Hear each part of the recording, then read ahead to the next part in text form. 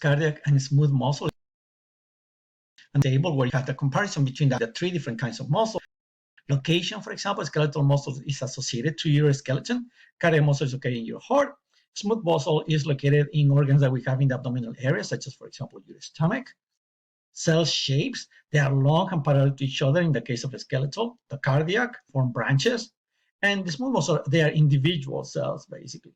Striations is also very important. The striations are present in skeletal as well as in cardiac, but it's absent in smooth. That's why it's called actually smooth, because they don't have these striations that are like stripes.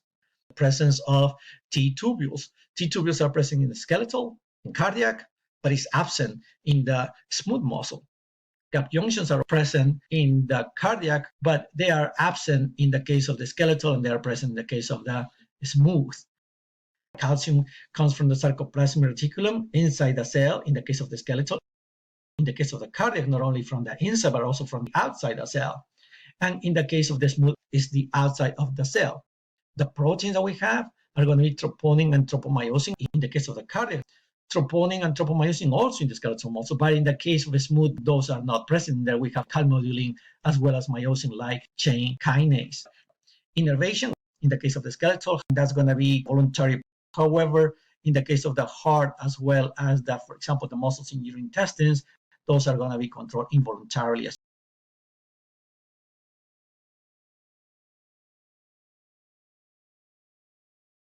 This figure shows differences between the different type of muscles. Smooth muscle is individual cells, as you can see in here, one cell with one nucleus. There's no stripes in there.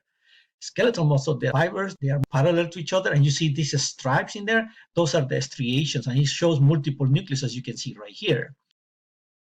In the case of the cardiac, they are going to form branches, and it also has striations. In addition to those regular striations, it has these dark red lines right there. Those are going to be intercalated discs. So if we scroll down, we see here the cardiac muscle. We already talked about some of the characteristics that it has, such as striations, intercalated discs, and they are going to be involuntary. A smooth muscle, the same. We said they are found in your abdominal organs, such as, for example, your stomach, and is controlled involuntarily. And the smooth muscle can be activated with nerves, but also by other factors such as temperature and hormones as well. The cells in the smooth muscle, they are going to be distributed individually like this, or in groups, as you can see right here. These groups, they are connected with gap junctions. Since they are connected, they work as a one unit. Therefore, these cells are going to be called single unit smooth muscles. In the case of these ones that are individual, then they are going to be called multi-unit smooth muscle. The nerve is going to release the neurotransmitters, and then these cells are going to be activated basically one by one. In this case, once the neurotransmitter gets released, one of these cells will be activated. And once one of them gets activated, then all the other ones, as a consequence, they are going to be activated as well, because they work as a single unit. That way, the smooth muscle is going to contract. It's like the muscle is going to get squeezed, and that's what's going to produce the contraction. For that particular characteristic, the smooth muscles are going to need something called the dense bodies right here. The dense bodies are going to be basically the mechanisms that are going to trigger this squeezing of the smooth muscle.